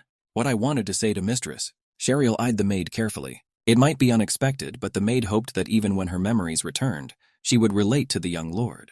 The maid said she was sure that Mistress would remain as she is now anyway. I apologized for spoiling her mood with my worries. Said she loves Cassel and she really wants him to keep smiling. He should be loved by his mother, and whatever memories come back to her will be the same as they are now. The servant was very surprised. She was so pleased to hear that the mistress would treat her son in the same way. The maid said she was sure of that too. She was ready to start making lots of delicious desserts right away. To promptness, the woman walked into the library where Cassel spent so much time. The library was very quiet. The boy did not answer to his name. Mum went a little higher up the stairs and called out to her son once more. There she found her son. He was sitting leaning against the ladder. A book was clutched in his hands. The boy was asleep. Mum thought he had fallen asleep reading the book. She stepped closer to him. This is not the place to sleep, there is a bedroom for that. The boy agrees. Mom out of habit wanted to touch the boy. He was very sweet, but suddenly her hand felt hot. Something must be wrong. A boy or a walker? He was very hot. You couldn't leave it like that. High temperatures must be controlled. Isn't there a spell on the library? Shariel quickly lifted the boy into her arms. She did it so fast that the book flew down. The boy only mumbled something incongruously. A memory arose in Cassel's mind. He remembered Mr. Penzel. He said that his mum always read him a story before he went to bed. Also, besides his room, there are so many places in the mansion where he can play. Cassel understood from the boy's tone. He said it like it was something to brag about. Cassel also had a resting place. Mr. Penzel insisted that his mother loved him more, and Cassel argued with him. He said his mum loved him more. Mr. Penzel asked if mum looked after him when he was ill. Mr. Penzin said that when he was ill, his mother held his hand and asked him not to get sick again. At that moment, she was very worried about her son. The boy stood and listened intently. Mum never sat with him when he was ill. He had nothing to say now. After a little thought, the target said that he'd never been sick, so he couldn't say anything about it. He wondered for a moment what his mum would do if he suddenly fell ill. Cassel said he's a good kid who doesn't make you worry, so it was only right that he be loved more. Mum used to call him my Cassel, the son who keeps his promises, so she would always be kind to him, even if he doesn't call her mum like a child should. These thoughts gave the slanted man a severe headache. He couldn't read the book. Cold sweat appeared on his face. Mum carried her son and looked at him intently. She hugged him and the son hugged his mum. He felt very bad and heavy at that moment. When you're sick, there's never anything pleasant about it, but you can't escape it. Cassel was already lying on his bed. Mum was sitting next to him on the bed. A healer had already come and was examining him. A maid was standing next to him. Everyone in the room was very worried about the boy. A few minutes later, the doctor said he was sick because he was growing. It will last a few days. Mum doesn't have to worry too much. Young master's body is fine, so there is no need to worry. Is the more that arise in a boy is more growth. His whole body felt like it was on fire. It was because the young master was born with the gift of fire. As soon as his strength increases, he gets sick. His body can hardly bear the strain. He has now been given the necessary care, so he will soon fall asleep. The maid came up to Shariel and asked. The mistress must have been very frightened. The maid was ready to look after the young master, and Shariel needed to rest in her room. The maid was also greatly surprised at this point. Mistress thanked Daisy for her concern. However, she wanted to look after her son herself. It would be easier for the mother. Mistress said she would call a servant if she needed anything. She asked the servants to leave her son alone with her. On the bed, took the boy's hand in hers. The maid and the doctor understood. They said it would be all right. Then they decided to leave. The lady was asked not to overdo it. There was silence in the room. There were 2 candles burning on the wall, so the room was a little light. The boy lay there moaning. Mum whispered to him, asking how he was feeling. He was in a lot of pain. Tears dripped from the little boy's eyes. He was very hot and in pain. Mum hugged her son and told him it was okay. Mum would always be there for him. The boy clung to his mother and continued to moan. He was like he was delirious. Suddenly he said the word mum. Shariel was very surprised to hear this. Had her scythe son really called her mum? Mum smiled happily. She said that Mummy would always be there for him. The boy got out of bed, said it was his fault, because she didn't want to act like a little kid. Told my mum he wouldn't do it again. Also asked her not to be angry with him. Mum didn't understand why she should be angry with her child. She hugged the boy gently. It's a beautiful day. Cassel called her mum. What else could make her happier? She asked her son not to say he was acting like a little kid. He can spoil himself like a child as long as he wants to. These words made the boy even more upset. He repeated the word mum again and cried. Mum realized he was really scared. Mum asked him to lie down for a while. You have to rest sometimes to make him feel better. And when they get better, they'll go boating. It's going to be a lot of fun. The boy said yes. He was very pleased that his mum cared for him. When you are ill, you need the support and care of your family especially. If Mum can read him a story tonight, he won't fall asleep. Mum said that the boy is sick today. Should we read him a book today? Mum decided a book certainly couldn't hurt and she opened it. Mum started reading a book to Cassel. Once upon a time. After Mum finished, she read the ending. And everyone lived happily ever after. At that moment, the mum looked at her son.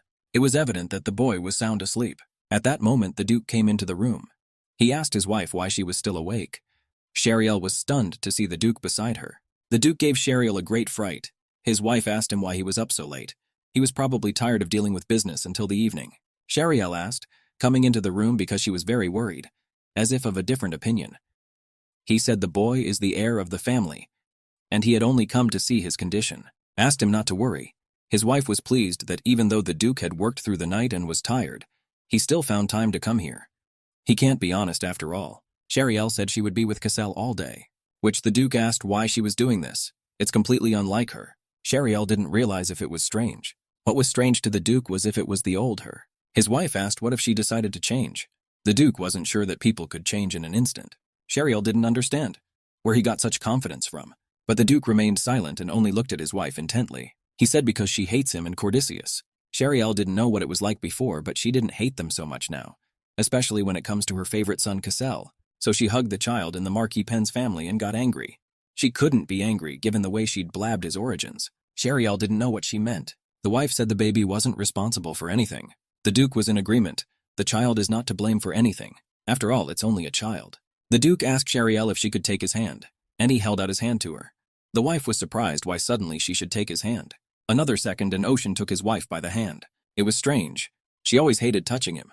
Now she calls him by name and her touch is very gentle. Asked if in that crash she lost part of her memory. Had she lost some of her memories after that accident? Shariel didn't know what to say to her husband. If her painful memories are gone, then she doesn't hate him so much anymore. Will she be able to walk up to him and smile? Shariel was stunned. It was worth it to pretend better. He had probably guessed everything. Where had she miscalculated? What if Kian, like Daisy said, pushes her because he's going to get hurt? The Duke let go of the girl's hand. He said that if this had not happened between them, she would have. At that moment, their hands were moving away from each other. The Duke clenched his hand in a fist. She hated him now, and it broke his heart even more. He lowered his head and was about to leave, but Shariel called his name. She looked carefully into his eyes. At that moment, the Duke bent down and hugged his wife. She looked very small and fragile next to him. The Duke loved the way she smiled brightly. She was like a spring flower. Also said he liked hearing her calm voice. When her memories return, he'll leave her again and not bother her again. Will she be greedy for him? Shariel only looked at the Duke in surprise. First, you need to relax your hands. If he holds her so tightly, he'll strangle her. Slightly loosened his embrace and apologized. The Duke asked again what her answer was. Shariel said only if he wanted her to. She was uncomfortable at first because Hertza found her rather cold and abrupt. But now she knows that her husband is a very kind and sweet man, clearly took his face and hands. He was very afraid that they would drift apart as soon as her memories came back to her. Was he afraid she would hurt him again? The Duke looked into his wife's eyes again.